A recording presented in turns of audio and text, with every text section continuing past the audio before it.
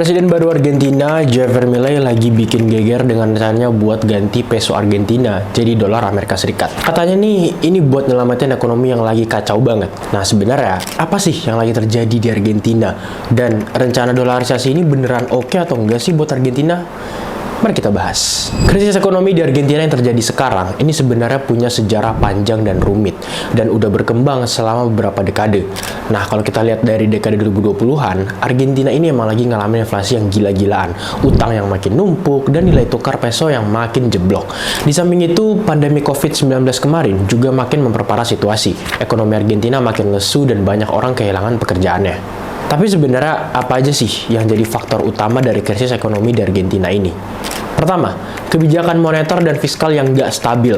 Argentina sering banget ngalamin kebijakan moneter yang sering berubah-ubah. Kacaunya, seringkali pengeluaran pemerintah melebihi pendapatan negara, yang akhirnya bikin utang publik makin numpuk. Untuk tutupin defisit ini, pemerintah suka banget nyetak uang secara berlebihan lewat bank sentral, yang akhirnya bikin inflasi melambung tinggi dan orang jadi nggak percaya lagi sama nilai mata uang peso.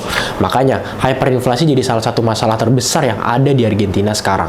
Inflasi yang super tinggi ini tentunya ngerusak daya beli, tabungan, dan investasi domestik yang juga bikin ekonomi jadi nggak stabil parah. Tercatat per Februari 2024, laju inflasi tahunan di Argentina naik jadi 276% year on year. Kacau banget itu kan. Jadi ya nggak heran kalau Argentina disebut sebagai negara dengan tingkat inflasi paling tinggi di dunia, guys. Terus kalau kita ngomongin soal utang, Argentina punya utang luar negeri yang membengkak banget, guys. Mereka punya sejarah panjang dalam hal minjem uang dari lembaga internasional kayak IMF. Dan parahnya, gagal bayar utang tuh sering banget kejadian yang otomatis bikin krisis kepercayaan di pasar internasional dan ngebuat Argentina punya akses yang terbatas di pasar kredit global. Gak cuma itu, kebanyakan masyarakat di Argentina percaya kalau pemerintah punya andil paling besar terhadap kondisi ekonomi negara. Ini yang bikin negara tersebut sering banget ganti-ganti pemerintahan, berharap nemu yang sesuai ekspektasi mereka buat benerin kondisi ekonomi. Tapi ternyata hal itu malah bikin ketidakstabilan politik dan ngeganggu usaha implementasi kebijakan ekonomi yang berkelanjutan dan konsisten. Di sisi lain, nilai peso Argentina terus turun drastis dibanding dolar Amerika Serikat selama bertahun-tahun. Devaluasi ini bikin inflasi makin parah dan daya beli masyarakat makin mengecil. Jadinya tekanan ekonomi buat warga Argentina makin besar banget.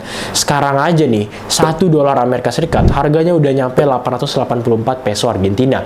Bayangin aja, kayak nggak ada harganya lagi tuh mata uang.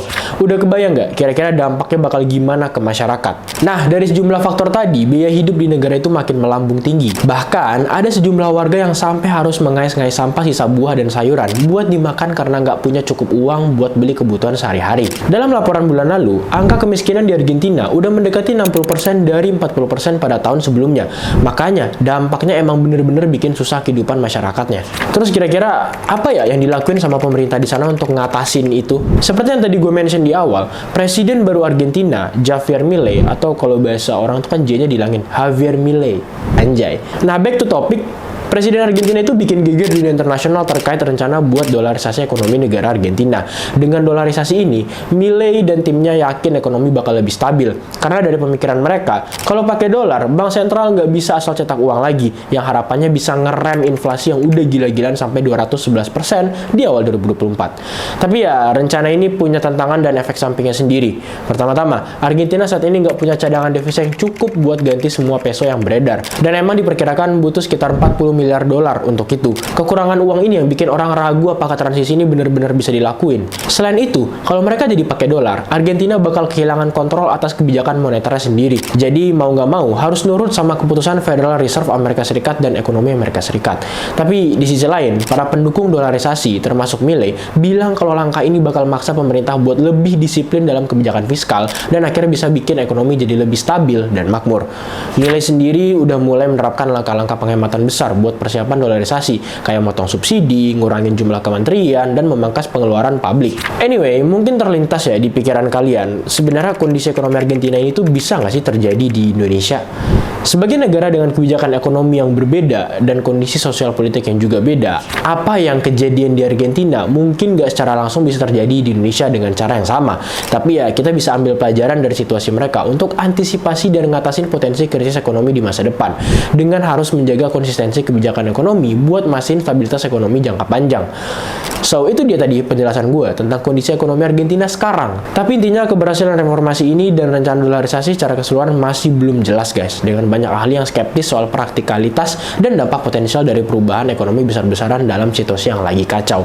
Tapi menurut lu gimana? Komen di bawah, kita ada diskusi bareng-bareng tentang perekonomian Argentina ini, and see you in the next video. Bye-bye.